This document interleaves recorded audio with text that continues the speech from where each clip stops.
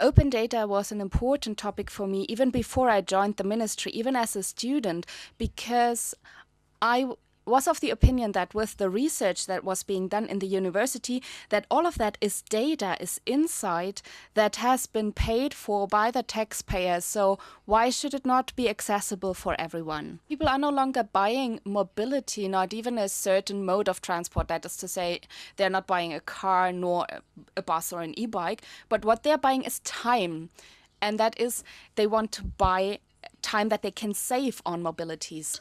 I think we need tools that are flexible to ingest different types of data, because the mobility data out there is changing rapidly. There's a difference between data and analytics. I see a lot of agencies procuring a lot of data, and then it just sits somewhere and they don't know what to do with it. And the German secretary gave some great examples of that. We need to not just have data, we need to analyze it and create solutions from it. The investment scene in Europe is very young when it comes to mobility.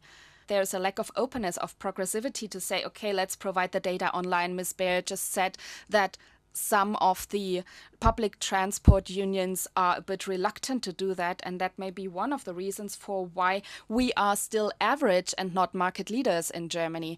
And I would be happy to see more progressiveness when it comes to providing data. Big data it's not really about the data itself. Just because there's a lot of data doesn't mean it's big.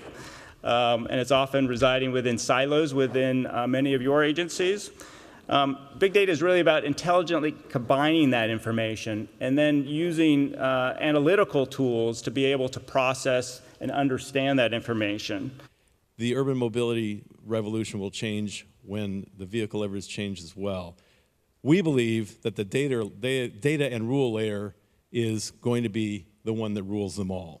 We ensure that everyone we work with is coming with a position of veritable trustworthiness, and we convey that to our partnerships when we're licensing our data.